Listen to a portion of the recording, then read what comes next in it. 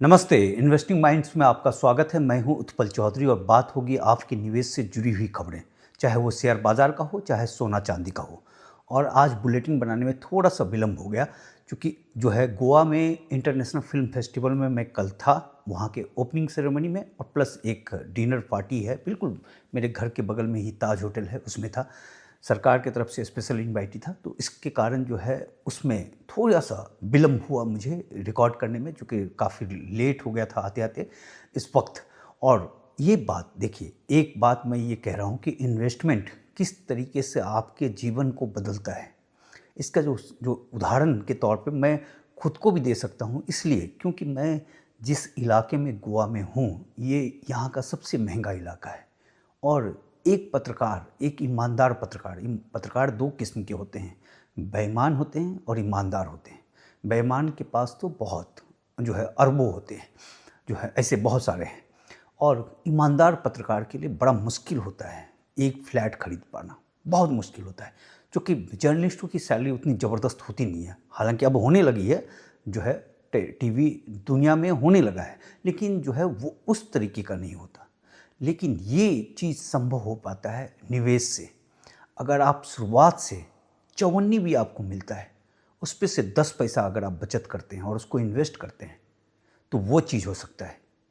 क्योंकि ये जिस इलाके में मैं हूँ, ये मेरे जैसे पत्रकार का, हालांकि मेरी सैलरी अच्छी रही थी, लेकिन उसके बावजूद भी मेरे लिए बहुत असंभव था ये चीज़। तो ये संभव हो सका निवेश से।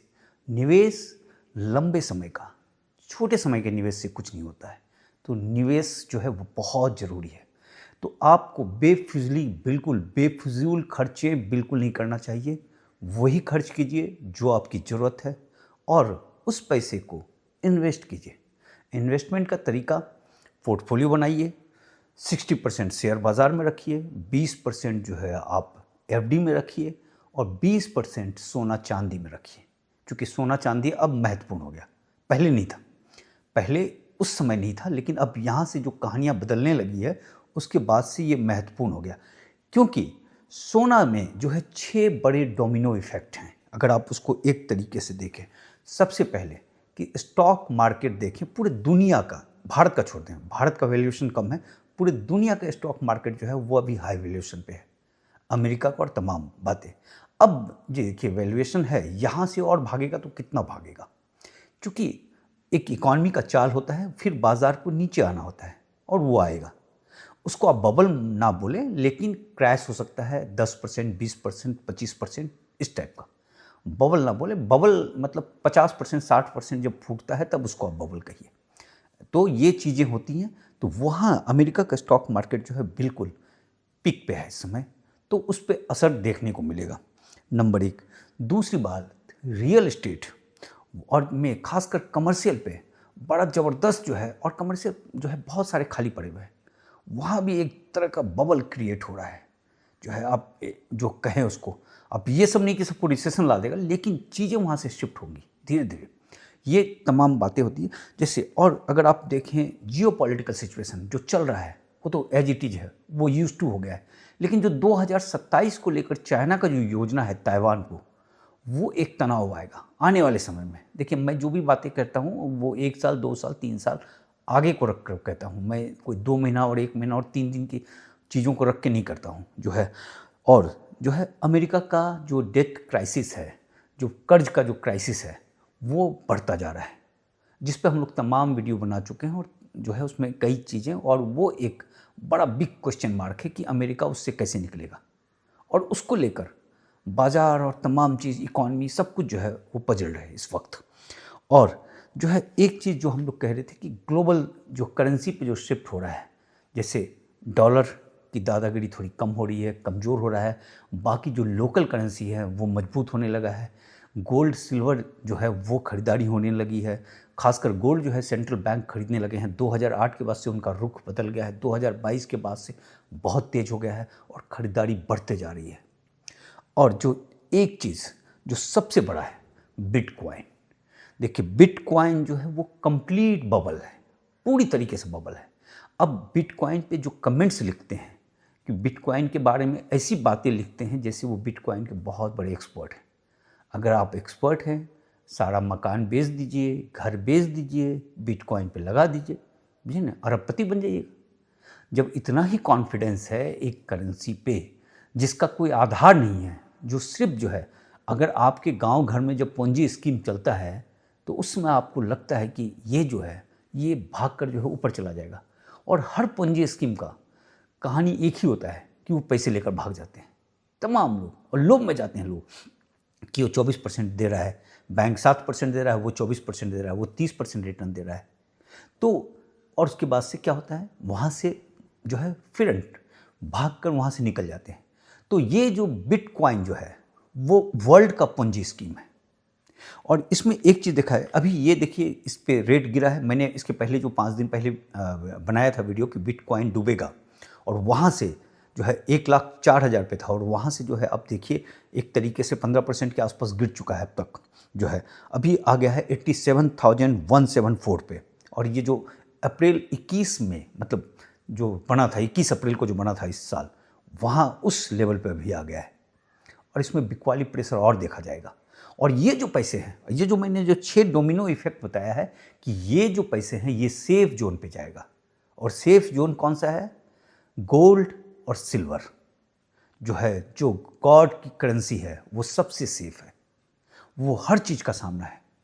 देखिए एक डेरिवेटिव्स पे हमने कोशिश किया था कि बनाएंगे वीडियो, लेकिन कल व्यस्तता के कारण नहीं बना पाए, लेकिन आज शाम को जरूर डालेंगे और इस चैनल पर भी उसको टैग करेंगे, तो आप उसको जरूर देखिएगा। डेरिवेटिव्स जो है किस तरीके से जो है 1,000 ट्रिलियन डॉलर का एक पूरा मार्केट खड़ा हो गया है, एक पूरी तरीके से शेडो बैंकिंग खड़ी हो गई है, उस पर एक खबर होगी। तो अब जो बिटकॉइन को लेकर जो चीज़ें आई हैं उसमें ये कहा जा रहा है, जो एक्सपर्ट सब जो है तमाम लोग जो कह रहे हैं कि 2026 में बिटकॉइन का बाज़ार बहुत तेज़ गिरेगा।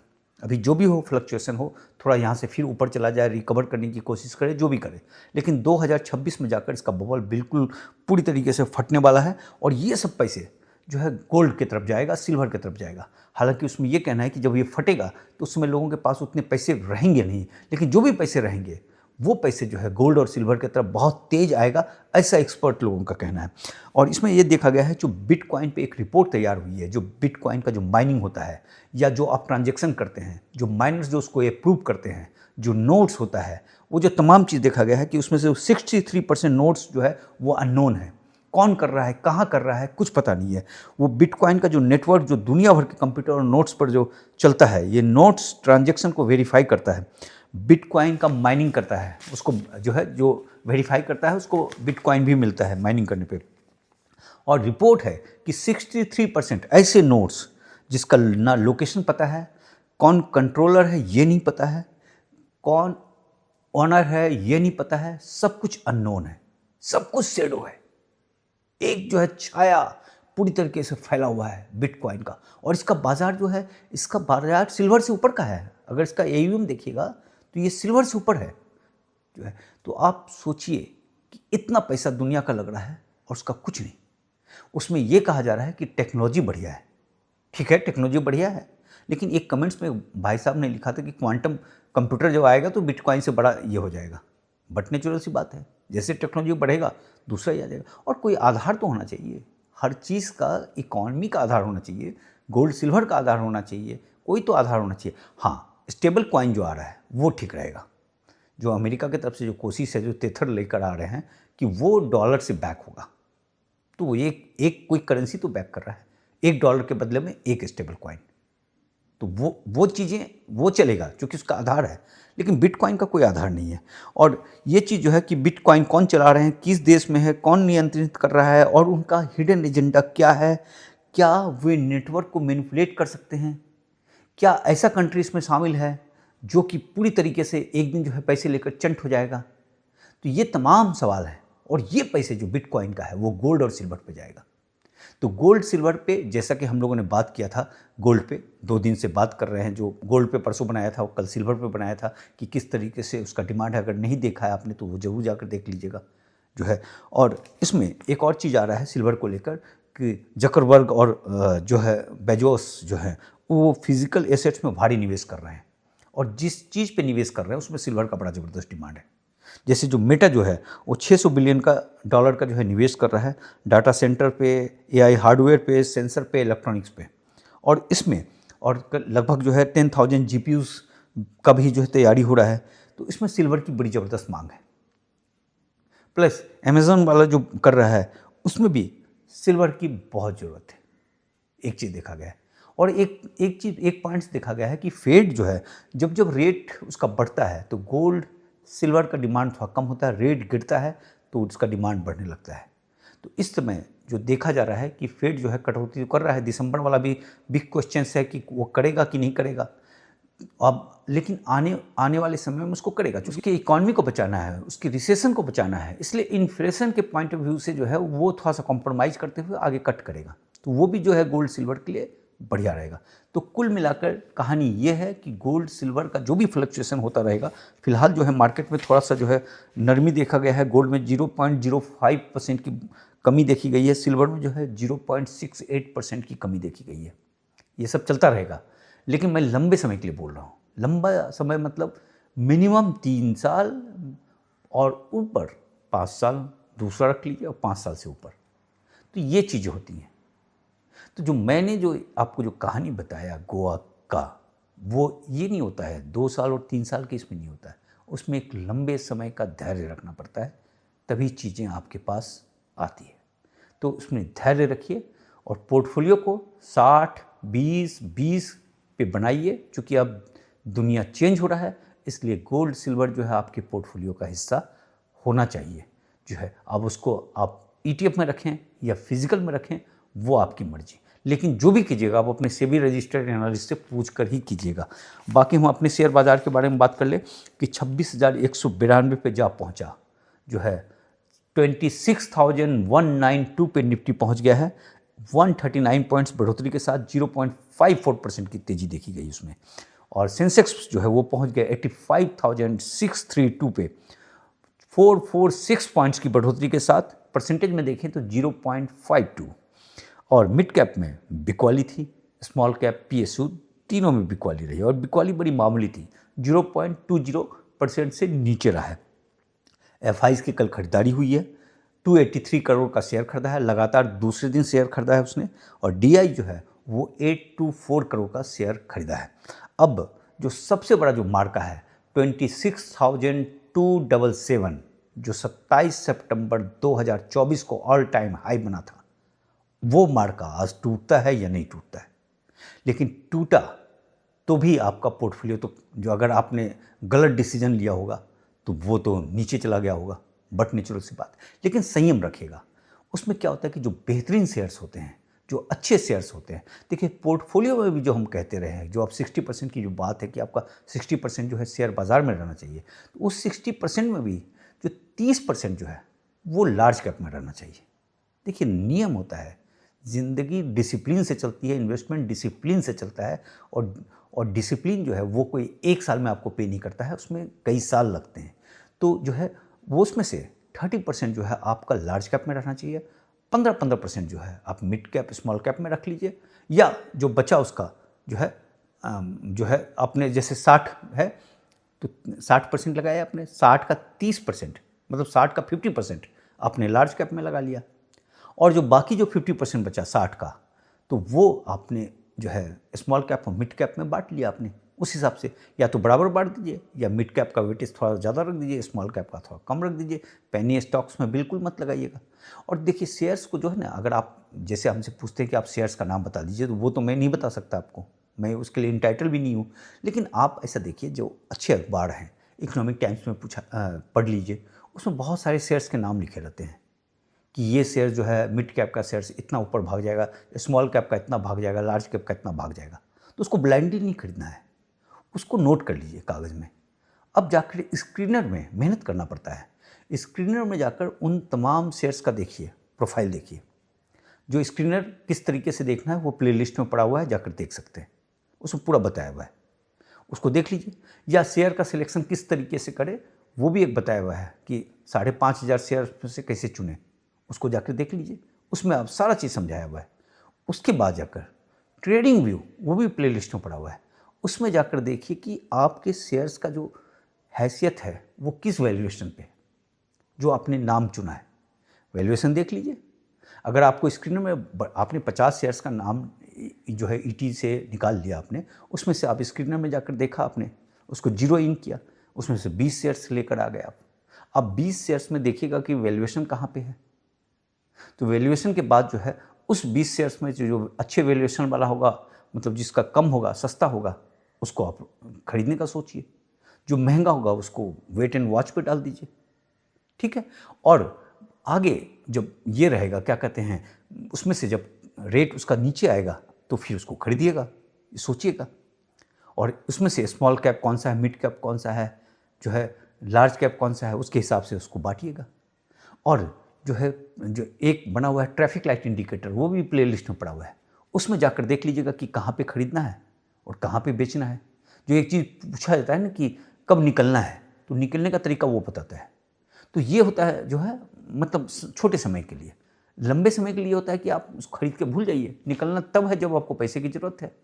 10 साल, 15 साल, 5 साल के बाद जब आपको पैसे की ज़रूरत है तब आप निकलना है। तो निकलने का 2 तरीका होता है। एक तो आपका होराइजन कैसा है, आपका लंबा है तो लंबे समय के बाद निकलेंगे, जो है वो अपने आप आपको बता देगा कि भैया इतना बढ़ चुके हैं हम, अब निकल जाओ यहाँ से। दूसरा एक होता है कि जो है मध्यम, इसमें 6 महीना, 3 महीना, 4 महीना के लिए आप कर रहे हैं, तो फिर वो ट्रैफिक लाइट इंडिकेटर जो प्लेलिस्ट में पड़ा हुआ है वो आपको बता देता है कि लाल, पीला, हरा के ऊपर अगर है तो आप बेच दीजिए, और लाल जो है और पीला और हरा के नीचे है तो वो नीचे उसको खरीद लीजिए। ट्रैफिक लाइट इंडिकेटर का फॉर्मूला क्या है कि जो शेयर है उसमें से 200 डीएमए लाल है, 20 डीएमए, जो 50 डीएमए हरा कलर पे वाला है, और जो 20 डीएमए है वो जो है लाल, पीला, हरा। सॉरी, देखिए ट्रैफिक लाइट इंडिकेटर का क्या है कि 200 डीएमए जो है वो लाल है, 50 डीएमए पीले कलर पे डाला है मैंने, और 20 डीएमए हरे कलर पे। तो क्या हो जाएगा कि जब लाल, पीला, हरा और उसके नीचे शेयर, फंडामेंटली स्ट्रॉन्ग शेयर जो स्क्रीनर से आपने निकाला है, वहाँ पे खरीद लीजिए। बेचने का तरीका ये छोटे समय के लिए, जब लाल 200 डीएमए, उसके ऊपर 50 डीएमए आ गया और उसके ऊपर 20 डीएमए आ गया, लाल, पीला, हरा, उसके ऊपर शेयर, वहाँ बेच दीजिए। दोनों का फ़र्क जो है 20%, 15% से 20% का रहता है। उसको देख लीजिए जाकर, वो प्लेलिस्ट में पड़ा हुआ है, पूरी अच्छी तरीके से समझाया हुआ है। उससे बेहतरीन फार्मूला तो है ही नहीं इसमें शेयर बाज़ार में, जो है इससे बेहतरीन फार्मूला बिल्कुल नहीं है। ठीक है, जो अमेरिका के शेयर बाज़ार में जो गिरावट हुई है उसका हमारे शेयर बाज़ार में क्या फ़र्क पड़ेगा वो आज देखने की बात है। हालांकि अभी जो चार्ट देखा जा रहा है अपने शेयर बाज़ार का, उसमें अप ट्रेंड दिख रहा है, लेकिन काफ़ी उतार चढ़ाव भी हो सकता है, क्योंकि याद रखिएगा 26,277 को किस तरीके से तोड़ता है शेयर बाज़ार, उस पर काफ़ी कुछ आगे का रैली डिपेंड करता है। बस इतनी ही खबर है, कल मिलते हैं।